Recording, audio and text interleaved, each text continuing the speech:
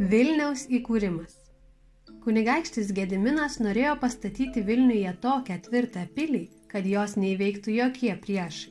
Niekas negalėtų jos sienų išgriauti, kad šlovė apie ją sklistų plačiai po visas šalis. Sušaukė kunigaikštis visus burtininkus, visus krivius ir paklausė jų: sakykite, išmintingieji, ką daryti, kad pilis per amžius stovėtų tvirta, o garsas apie ją sklistų po visą pasaulį. Susimąstė išminčiai. Po valandėlės krivių krivaitis tarė: didysis kunigaikšti, pilis tik tuomet stovės tvirta ir priešų neįveikiama, jeigu jos pamatams bus paaukotas vienturtis mylimas sūnus. Ir tik tada auka bus veiksminga, jeigu motina pati savo rankomis įstums sūnų į duobę ir užvers ant jo akmenį. Sujudo sukruto kunigaikščio pasiuntiniai, pasklido po visą Lietuvą. Neilgai ieškojo, greitai surado moterį, kuri taip karštai mylėjo savo tėvynę, kad jos garbiai sutiko paaukoti vienturtį sūnų. Atvyko motina su sūnumi prie pilies pamatų duobės. Jau rengėsi stumti sūnų, tuo metu jaunikaitis tarė: didysis kunigaikšti, ar galėčiau prieš mirdamas užduoti kriviams 3 klausimus? Jeigu jie į juos atsakys, tuomet aš patikėsiu dievų valia ir mielai paaukosiu savo gyvybę tavo ir šalies šloviai.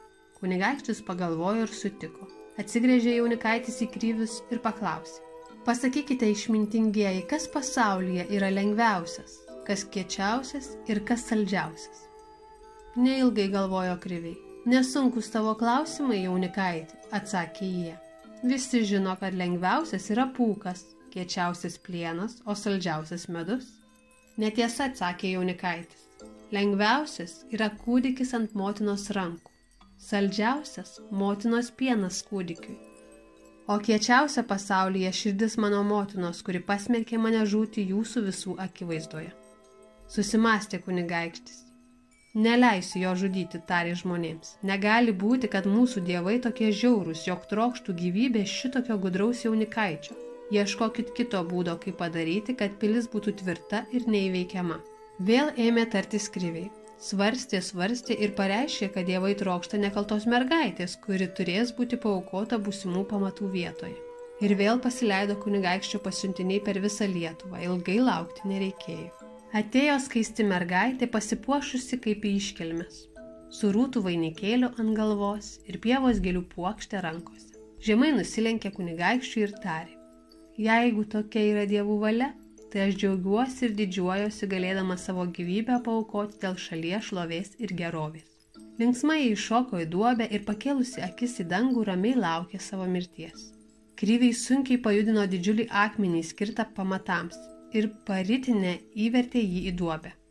Pakilo tamsus dulkių stulpas, uždengdamas ir mergaitę, ir visą duobę. Kai jis išsisklaidė, visi nustebę aiktelėjo. Įvyko stebuklas. Akmuo krisdamas nepalietė mergaitės, tik iš jos rankų išplėšė gėlių puokštę ir paspaudė pamato dugne. Neišlaikė Lietuvos karžygių širdys, puolė jie į kojas kunigaikščiui ir ėmė maldauti, kad pasigailėtų jis mergaitės, nes patys dievai dabar akivaizdžiai pareiškė savo valią. Ir kriviai dabar suprato, kad Lietuvos dievams nereikia žmonių kraujo, kad pakanka jiems pievos gėlių puokštės. Suprato tai ir kunigaikštis. Tegul taip ir bus, tarė jis. Dievams pakanka gėlių, ant jų ir bus pastatyta mano pilis.